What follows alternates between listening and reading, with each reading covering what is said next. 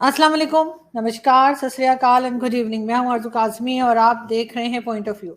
हमने जी ज्वाइन किया है लेफ्टिनेंट कर्नल आतुर होलकर साहब ने। बहुत शुक्रिया सर कि आज आप आए, थैंक यू सो मच। नमस्ते अर्जुन जी।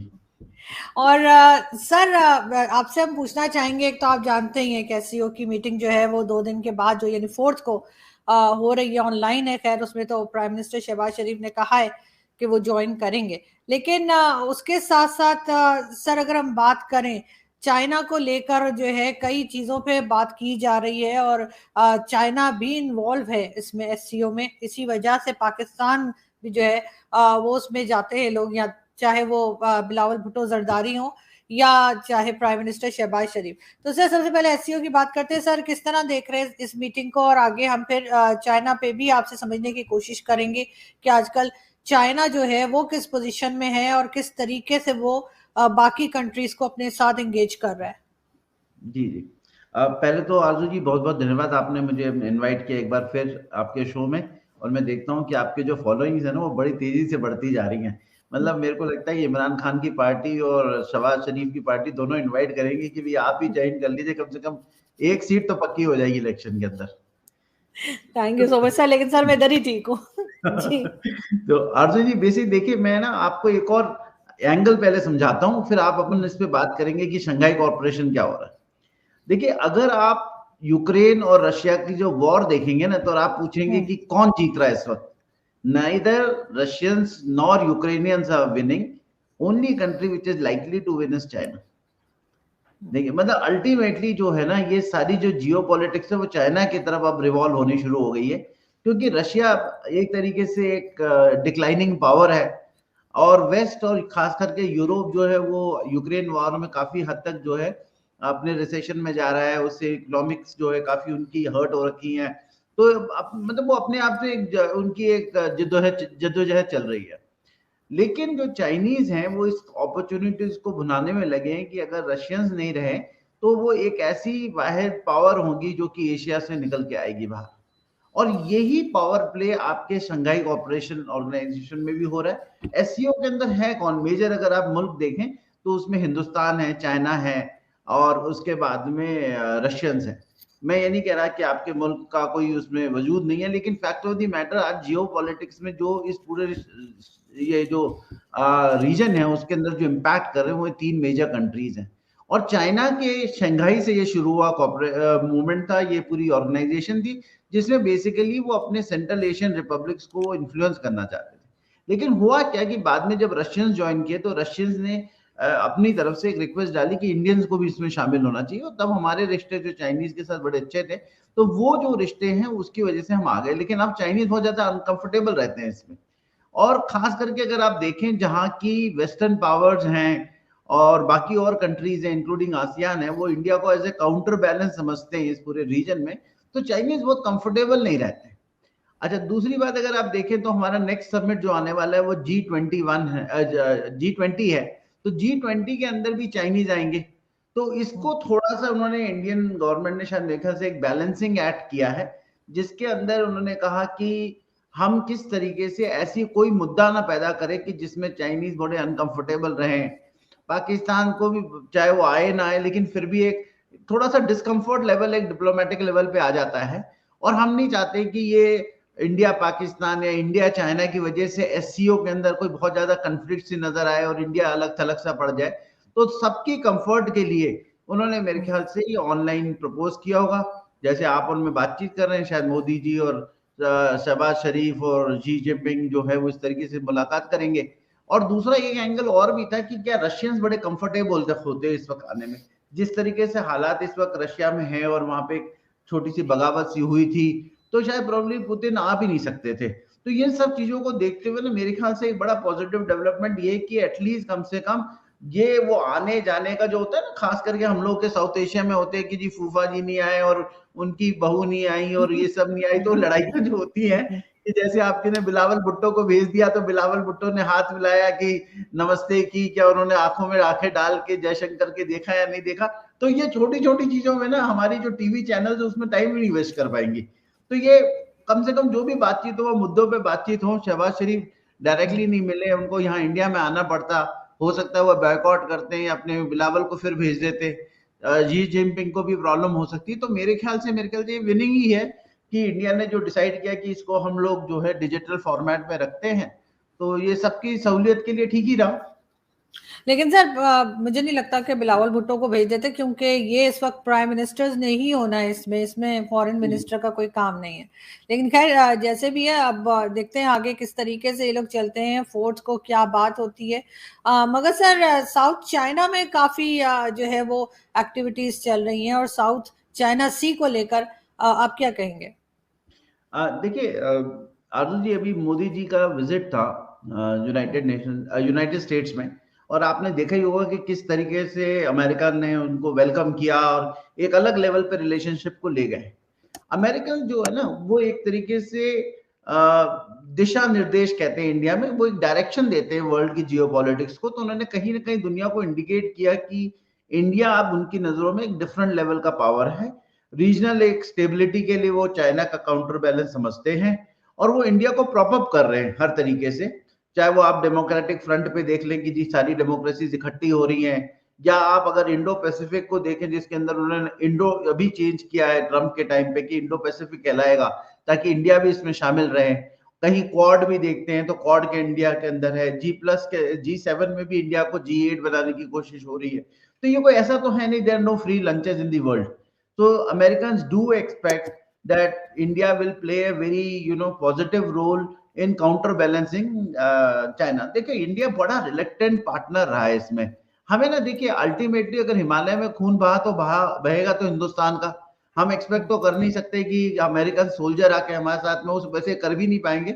बहुत कम फौज है जो कि वो उस लेवल पे और उस हाइट पे लड़ाइयां लड़ सकती हैं, तो वो कोई करेगा नहीं। हमें तो अपनी तरफ से खुद लड़ना था। और हम एक बहुत ही प्रोग्रेसिव नेशन है जिसमें हमारा पूरा जो ध्यान है ना आरजू जी, अगर कॉम को भी देखे तो वो ग्रोथ के लेवल पे। आज अपन बात कर रहे हैं, आज 2 जुलाई है, 13 जुलाई को इंडिया का चंद्रयान मिशन फिर दोबारा रीलॉन्च कर रहे हैं। तो हमारी फोकस तो इन सब चीजों में है। हम नई नई ट्रेनें को लॉन्च कर रहे हैं, नए एयरपोर्ट्स बना रहे हैं, अपने हाईवेज बढ़ा रहे हैं, एक्सपोर्ट की बात कर रहे हैं, टेस्ला की फैक्ट्री को वहां पे अपने इंडिया में बुला रहे हैं। तो ये सब चीजों में हम रखना चाहते हैं। लेकिन प्रॉब्लम क्या है कि हमारी नेबरहुड जो है, आप जहां बैठी हैं वहां से भी हमें तकलीफें होती हैं, और चाइनीज तो हमें तकलीफ देते ही रहते हैं। तो इन सब चीजों को देखते हुए फिर हमको भी एक आगे बढ़ के करना पड़ा। तो चाइनीज ने हमारे लिए कोई कसर नहीं छोड़ी, चाहे वो पाकिस्तान को प्रॉप अप करते हैं या कभी नेपाल के अंदर कोई हरकतें करते हैं, श्रीलंका में लगे रहते हैं, बांग्लादेश में लगे रहते हैं। तो अब हमने क्या किया कि साउथ चाइना में भी जाके हमने बड़ी एक्टिव पॉलिसी करनी शुरू की। अभी हमने रिसेंटली अपनी एक एक्टिव वॉरशिप मिसाइल कॉर्वेट है वो, जो वियतनाम को गिफ्ट करी, जो चलती हुई थी, इंडियन नेवल शिप कृपान नाम है उसका। और एक एक्टिव शिप हमने कभी किसी को नहीं दी। हम छोटे मोटे बोट्स वोट्स ये सब अटैक बोट्स वगैरह दे देते हैं, लेकिन शिप नहीं देते इस तरीके से। तो अगर हमने इतनी इन्वेस्टमेंट कर रहे हैं, हालांकि वियतनाम में देखें तो हमें लॉन्ग टर्म रिलेशनशिप रहे हैं। वहां हम साउथ चाइना सी में ऑलरेडी ऑयल वगैरह की डिस्कवरी में, ऑयल की खुदाई में, सब में लगे हुए हैं। लेकिन आप एक जिस तरीके से आपको पाकिस्तान को चाइना आर्म करता है, वैसे अब हमने वियतनाम को आर्म किया है। फिलीपींस को अभी हमने ब्रह्मोस मिसाइल बेचे हैं। फिलीपींस को हमने अपनी एक क्रेडिट लाइन ऑफर की है जिसमें वो हमसे आर्म्स वगैरह खरीद सकते हैं। तो कहीं ना कहीं हम आसियान के अंदर एक पूरे रीजन के अंदर अपने आप को एक एक्टिव रोल में देखते हैं। उसके बाद आपको जैसे पता ही है कि क्वाड है, क्वाड में जापान शामिल है, ऑस्ट्रेलिया शामिल है, इंडिया है और यूनाइटेड स्टेट्स है। तो वो भी साउथ चाइना सी के लिए है। और अगर अभी बड़ी क्लियर स्टेटमेंट देखें, अभी आपके फिलीपींस के फॉरेन मिनिस्टर यहाँ पे मौजूद थे, वियतनामीज मिनिस्टर्स भी आए हुए थे। ताइवान के साथ हमने अब आगे फिर एक बड़ा जॉइंट डेवलपमेंट ऑफ चिप्स वगैरह का किया है काम। तो कहीं ना कहीं हम उनको भी सपोर्ट कर रहे हैं। तो ये एक एक्टिव पॉलिसी है कि हम क्यों नहीं चाइनीज बैकयार्ड में जाके उनको भी ठीक से उनको दिखाएं कि भाई हमारी भी अपनी पावर प्रोजेक्शन है और हम इक्वली ट्रबलसम कर सकते हैं उनको, जितना वो हमें यहाँ पे करते हैं इंडियन ओशन में आके। लेकिन सर आप लोग ये कैसे मैनेज कर रहे हैं? एक तरफ आप चाइना के साथ कई फोरम्स पे बैठे हुए हैं, चाहे वो एससीओ हो, चाहे वो दूसरे हो, लेकिन साथ साथ आपकी एक टेंशन भी बनी हुई है। आप एक दूसरे को हिट करने की भी कोशिश कर रहे हैं, एक दूसरे से बचने की भी कोशिश कर रहे हैं। बॉर्डर पे भी अक्सर सुनने में आता है कि थोड़ी टेंशन हो गई है। तो ये दो तरह का रवैया एक साथ कैसे चल सकता है, जबकि पाकिस्तान के साथ ऐसा नहीं है? पाकिस्तान के साथ तो अगर नाराजगी है तो चाहे हमारी तरफ से हो या आपकी तरफ से हो, हमारी तरफ से ट्रेड बंद की गई, आपकी तरफ से कहा गया कि हम ट्रेड ओपन नहीं करेंगे। ये तो नहीं हो सकता है कि दिन में ट्रेड करें और रात में टेररिज्म और उस किस्म की स्टेटमेंट भी आई डॉक्टर जयशंकर की तरफ से। तो ये मगर चाइना के साथ आप लोगों का ये दोनों तरफ बताइए कैसे आप लोग चला रहे, टू वे बैलेंस ट्रैफिक रखते हैं। कैसे हो रही है हाँ सर? जी, तो हमारे साथ देखिए भी बैलेंस कीजिए ना सर, हमने हमने क्या बिगाड़ा है सर आपका? हमारे साथ भी आरजू बैलेंस जी, कीजिए फिर। आपको मैं बताता हूँ, देखिए अगर आप देखिए आज की वायलेंस लेवल जो हमारी एलओसी के ऊपर है आजकल, और अगर आप हम्म। कश्मीर में भी वायलेंस लेवल देखें तो बहुत कंसिडरेबली डाउन है, कंसिडरेबली डाउन है। हमारे तो लाइव फायरिंग होती थी, आप देखिए between Pakistan occupied Kashmir and Indian Kashmir, बड़ी लाइव फायरिंग होती थी। उसके बावजूद भी ट्रेड नहीं बंद होता था, उसके बावजूद भी जो है हम वाघा बॉर्डर से लोग क्रॉसिंग करते थे, उसके बावजूद भी फिल्म्स बनती थी, उसके बावजूद भी गाने लॉन्च होते थे, हमारी फिल्में आपके यहाँ होती थी।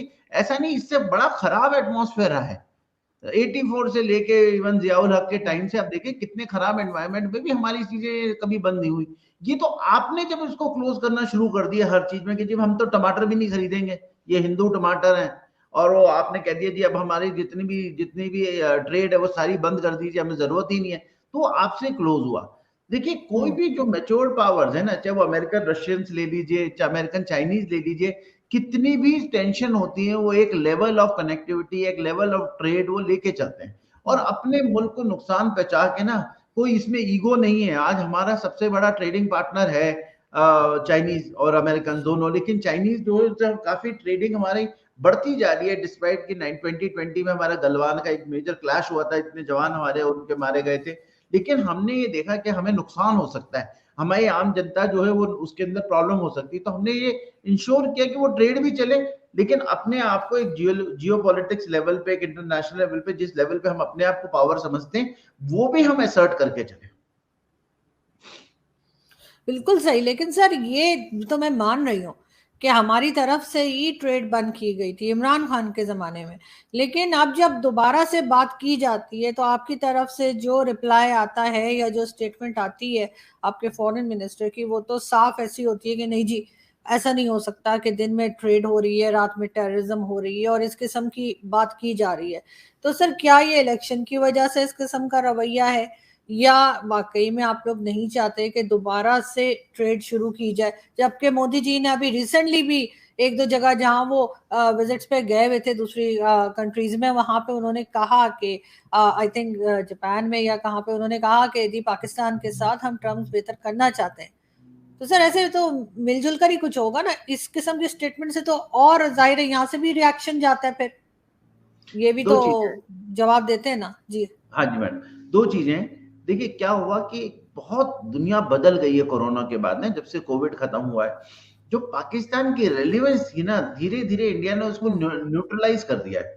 वो हम्म। हम हमारे ना बहुत, मेरे को ऐसा नहीं लगता कि हमारे किसी भी डिप्लोमेटिक सर्कल में और बाकी लोगों के बीच में ऐसी कोई, पाकिस्तान एक बहुत मतलब मेजर सेंट्रल एरिया, पहले बहुत सेंट्रलाइज वो होती थी कि जब तक हम ये क्लोज नहीं करेंगे, जब तक पाकिस्तान हम्म। स्टेबल नहीं होगा, जब तक पाकिस्तान से आने वाली वायलेंस नहीं खत्म होगी, तब तक जो है हम इसको इस रीजन को नहीं ग्रो कर सकते, अपने हमको अपने आप को प्रोजेक्शन नहीं कर सकते। लेकिन अगर आप, जैसे मैंने आपको अभी थोड़ी देर पहले ही बोला कि हमने बहुत हद तक इस वायलेंस पे काबू कर लिया, और हमने एक तरीके से पाकिस्तान को बिल्कुल क्लियर बता दिया कि अगला इंसिडेंट पुलवामा होगा तो उसका जवाब बहुत खतरनाक आएगा। तो हम्म। वो एक जो डर आपके अंदर हमने पैदा कर दिया आपकी इस्टेब्लिशमेंट में और बाकी सिस्टम में, वो हमें काम कर गया। अब हम ये रियलाइज करते हैं कि ठीक है, जब हम इतना ही जीत गए तो आगे और आगे करते हैं। लेकिन दूसरी बात, अगर आप एक बहुत ही आम आदमी की तरह सोचें, आप और मैं जैसे सोचते हैं, अभी भी हरकतें खत्म नहीं हुई है आरजू जी, मतलब छोटे लेवल पे चल रही है, लेकिन वो चल रही है। चाहे आप खालिस्तानी मूवमेंट को सपोर्ट करते हैं कनाडा में, यूके में, आप छोटे छोटी चीज हरकतें करते हैं, ड्रोन भेजते हैं, आप वहां से ड्रग्स भेज रहे हैं, या तो अगर एक देखिए आप बिल्कुल क्लियरली डिफाइन कर दीजिए, या तो आप कहें कि हम जंग करेंगे, या तो हम कहेंगे कि बिल्कुल पूरी तरीके से जिस तरह 90s के अंदर मिलिटेंसी को आप सपोर्ट करते थे, पूरी तरीके से लोगों के अंदर झोंकेंगे, वो सब होगा तो हम कहेंगे चलिए ठीक है लड़ाई हो रही। आप ना तो आप पीस की बात करते हैं ना उस छोटे, मतलब आप कंटिन्यूअसली कुछ ना कोई इरिटेशन पैदा करते हैं, आपके उस हम्म। जरूर से मिनिस्टर्स के बयान आ जाते हैं, और आप मतलब कोई लॉजिक ही नहीं है। अगर आप इंडिया में आए हम्म। थे और इंडिया में बिलावल भुट्टो को, अगर यहाँ पे आप फॉरेन मिनिस्टर हैं, आपने यहाँ पे आए हैं, अपने डिप्लोमेटिक रिलेशन को या तो स्टेबलाइज करें या उसको अच्छा बेहतर करें। लेकिन आपने क्या किया, यहाँ के इंडिया को प्रोवोक किया, और आप अपने, आप कौन सी कॉन्स्टिट्यूएंसी के ऊपर आप सोच रहे हैं कि आप जीत जाएंगे, कि देखो मैंने उनकी धरती पे जाके उनको कहा करके दिखाओ, फिर मैं तुम्हें बताता हूँ क्या होगा। ये तो बहुत बचकानी हरकतें नहीं है तो कि तुम्हारी गली में आके मैंने तुम्हें इतनी गालियां सुनाई, बताओ तुम में है हिम्मत, अरे वो वाला तो हिसाब किताब। सर ये तो मेरा ख्याल है कि हम दोनों नेशंस का जो इंडिया पाकिस्तान है उसमें ये चलता रहता है। आपको याद नहीं, कुछ टाइम पहले जावेद अख्तर साहब पाकिस्तान आए थे और लाहौर में बैठकर उन्होंने पूरे पब्लिक जमाती लाहौर की, और वहां पर वो पाकिस्तान को 100 सुना के चले गए थे। तो उस वक्त आप लोगों ने बड़ी तालियां बजाई थी कि बड़ा अच्छा किया। अब जब हमारा मिनिस्टर गया है और उस देखिए, बेचारे ने कुछ कह दिया तो आप लोग को बड़ा बुरा लग रहा है कि देखो हमारी आप, धरती पे आके बोल के चला गया। सर ये तो नेचर है ना, दोनों तरफ के लोग तो एक ही हैं, नहीं नहीं, वो आरजू छोड़ेंगे जी नहीं, वो देखिए, ऐसे तो लगे रहते हैं। जी। देखिए Arzoo ji, he is a foreign minister of the country. He, वो हाँ। उनका एक ओहदा है, वो उस लेवल पे वो कंट्री के बिहाफ पे बोलते हैं। हमारे यहाँ कोई जावेद अख्तर साहब वो गाने वाने लिखते हैं, कभी वो हमारे खिलाफ भी बोलते रहते हैं, वो मोदी के खिलाफ भी चार चीजें बोल देते हैं, वो उसकी रेलिवेंस नहीं है। मतलब लेकिन वो सर उन्होंने बड़ी आपके क्या, कोशिश। सॉरी सॉरी सर आपकी बात काट रही हूँ, लेकिन आपके ख्याल से ऐसा क्या कह दिया बिलावल भुट्टो ने जिसपे आप ये कह रहे हैं कि देखिए उन्होंने आरजू बहुत जी, गलत कह दिया? क्या मैं चीज कह दी? अगर किसी वक्त जब हमारे रिश्ते ठीक होंगे और आप कभी दिल्ली विल्ली ट्रैवल करेंगी, तो मैं आपको खाने पे बुलाऊंगा। तो हम मैं और अपनी वाइफ वगैरह आपको खाना परोसेंगे, और जब हम्म। खाना परोस रहे होंगे और आप बोलेंगे मजा आ रहा है कि तुम कभी जो है मेरे इलाके में आके दिखाओ, फिर ये करेंगे और गाली गलौज कर दे, हम तो बड़े हैरान होंगे कि देखिए सर कब आरजू की? जी सर मैं वही आप, पूछ रही हूँ ना कि उन्होंने गाली गलौज कब की, मुझे मतलब अरे उन्होंने कह मैं दिया कि मैं आप जी समझ नहीं 20 की पाई है। समिट करके दिखाइए, फिर जो हम जवाब देंगे उसके बाद, हमने तो कर दी समिट, हम जवाब का इंतजार कर रहे हैं। तो फिर सर कुछ भी नहीं सर। अच्छा उस बात के ऊपर आपने उसी वक्त कह देना था। लेकिन सर जो इंटरव्यू उन्होंने दिया था वो आप शायद प्रेस कॉन्फ्रेंस की बात कर रहे हैं, लेकिन जब हाँ, तक वो इंटरव्यूज वगैरह जो उनके थे उसमें तो मुझे कोई खास ऐसी बात लगी नहीं कि जिसके ऊपर बहुत ज्यादा ऑब्जेक्शन किया जाए। G20 के ऊपर उन्होंने, क्योंकि वो कश्मीर में हो रहा था, तो एक वैसे ही चलता फिरता स्टेटमेंट था। सर कुछ किया क्या? कुछ भी अरे नहीं किया ना। तो सर अब उस चीज को लेके आप लोग बैठ जाएंगे। आप बल्कि बहुत से लोग तो ये भी कह रहे हैं कि एससीओ अब वो की दिन मीटिंग चले जो गए है आरजू उसको जी। उसको किया ही इसी वजह से मोदी जी ने ऑनलाइन है कि कहीं अब वो भी ना आ जाए, शहबाज शरीफ भी ना आ जाए। हाँ, शहबाज शरीफ भी वो यहीं से इलेक्शन लड़ने की कोशिश करे कि हम पाकिस्तान में जीत जाएंगे। नहीं देखिए, अब ना मैं आपको सही बताऊं, जिस तरीके से कल मैंने देखा कि आईएमएफ का भी आपके यहाँ लोन वगैरह जो है पास हो गया, लेकिन फिर हम्म। भी वो कह रहे हैं कि अभी भी अब मतलब पॉसिबिलिटी कि आप और मुसीबत में जाएंगे, क्योंकि आईएमएफ की जो भी शर्त है वो सब लगेंगी। पर एक टाइम आ गया अर्जुन जी, जहां आप अपनी कंट्री को जरूर देखें और बहुत सीरियसली इस बात को देखें। मतलब इंडिया पाकिस्तान में आप और मैं टीवी पे आके नोक झोंक कर सकते हैं, ये सब कर सकते हैं, लेकिन running a country is a very serious business, hmm. And you have to see long term. मतलब ये नहीं, आप मोदी जी जो कर रहे हैं वो ये तो सोच नहीं रहे कि मेरे को अगला इलेक्शन चलो 24-24 जीत जाएंगे, उसके आगे वो थोड़ी सोच रहे कि वो प्राइम मिनिस्टर बनेंगे, या उनके कोई बेटा हम्म। है या बच्ची है या वाइफ है या कोई खानदान का व्यक्ति है, वो तो नहीं कर रहा। उन्होंने ये देखा कि हम्म। हिंदुस्तान एक पोजीशन पे, उसको ले जाके मैं यहाँ रखूंगा, फिर वहां से कोई आगे वाला व्यक्ति लेके जाएगा। अब आपके यहाँ क्या होता है ना, बिल्कुल उसी दिन के अंदर जो भी इनकैश करना है वो सब कर लें। और अभी आपके पास 3 बिलियन आ गए, आई एम श्योर बहुत सारे लोगों की नजरें लगी होंगी इस 3 बिलियन में से कितने निकाल सकते हैं, तभी तो अप्रूव नहीं हो रहा था 3 बिलियन। लेकिन ये जरूर है सर कि हमारे यहाँ, अगर चाहे वो हमारे फॉरेन मिनिस्टर ही क्यों ना हो, अगर जब भी उन्होंने कोई गलत स्टेटमेंट दिया है, चाहे वो भारत के बारे में हो चाहे आपके प्राइम मिनिस्टर के बारे में हो, तो पाकिस्तान से भी लोगों ने एतराज किया जी है, जी। पाकिस्तान से भी लोगों ने आवाज उठाई है कि ये तरीका नहीं है बात करने का। लेकिन बहरहाल जो टेररिज्म की बात हो रही है, आई फील कि कहीं ना कहीं हिंदुस्तान पाकिस्तान को साथ बैठ के और इसके ऊपर काम करना चाहिए। अगर पाकिस्तान अकेला कंट्रोल नहीं कर सकता, ये नॉन नॉन स्टेट एक्टर्स जो कहलाते हैं वो मेरी समझ में तो आते नहीं, लेकिन बहरहाल उसके ऊपर सीरियसली, क्योंकि उसका नुकसान ना सिर्फ हिंदुस्तान को हो रहा है बल्कि पाकिस्तान को खुद भी हो रहा है। तो मेरे ख्याल इसके ऊपर जरूर वर्कआउट करना चाहिए, और थोड़ा सा साथ बैठ के अगर काम करेंगे तो हो सकता है जल्दी इस चीज को कंट्रोल किया जा सके। बहुत बिल्कुल। शुक्रिया सर कि आपने आज ज्वाइन किया। Thank you so much. Thank you so thank you much sir. Arushi ji. Thank you great. Sir. Thank you.